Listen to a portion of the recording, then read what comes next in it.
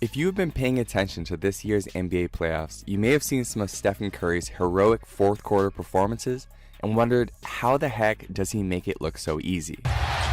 Curry crossover, three-pointer, bang! The answer obviously starts with his obsessive work ethic. I mean, he's been known to make at least 500 shots during the offseason and up to 300 shots a day during the season. But there are a lot of other guys in the NBA who work extremely hard in their craft.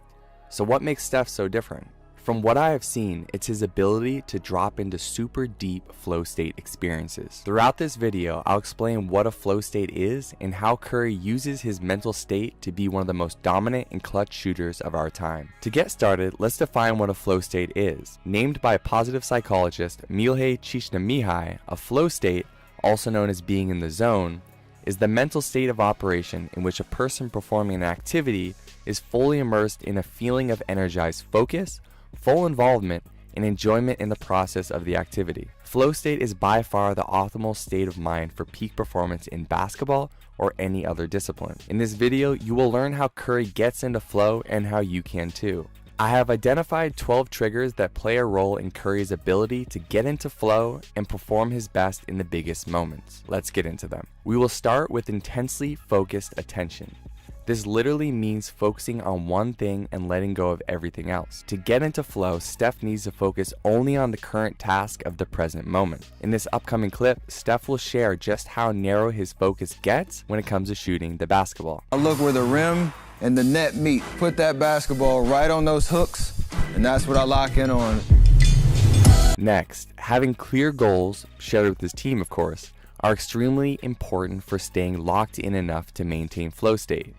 The macro goal is to win the game, but beyond that, Steph needs to be locked into the play that is being run on every possession. If he's not, he risks losing the hyper-focused flow state connection he has with himself and his teammates. Being aware of the immediate feedback Steph is receiving on the court plays a vital role in staying locked into his zone. Meaning, if he sees a defense setting up a certain way or a double team coming, he needs to automatically know what his next move will be. This type of reaction only comes through countless hours of preparation and practice. The challenge skill ratio needs to be in balance for Steph to unlock his flow state. Meaning, he needs the right amount of stress so he's not bored, nor is he overwhelmed. That sweet spot right in the middle is where Steph thrives, and this is evident when you see him take over games in the fourth quarter and overtime. With so much championship experience under his belt, he thrives in those big moments. Steph needs high consequences for him to fully lock into his zone. There needs to be something considerable at stake. But we can really feel the difference between a fan base and or an arena that's really engaged and really about what's going on the floor versus sometimes they get a little checked out or whatnot. And that's why you see his performance dip in the regular season games that aren't do or die versus when he's in the playoffs and his season is on the line. A rich environment is necessary for anyone who wants to get into flow, and Steph is no different. Meaning he needs to be in a situation where there's some novelty and high stakes. Fortunately, no basketball game plays out exactly like another. So this is almost always at play when he's competing. Deep embodiment is what it means to feel fully present and aware in your physical body. Steph is a master of this when he gets into his flow. He is so deeply embodied in the experience that his performance looks almost effortless. He becomes one with the experience and is in a state of pure play. Serious concentration is fairly straightforward, but it becomes more complex when you're on a team. As a leader, Steph needs to be aware whether his teammates are locked in. Having the whole team in group flow unlocks even greater potential for Steph at the individual level. I told Quinn, when I was on the bench in the first half, I just looked, the look in, he didn't make any shots in the first half, but just the look in his eye, like he knew he was ready for that moment, and that's contagious, that confidence and that energy. So good communication is also fairly straightforward, but again, it comes to working well as a team.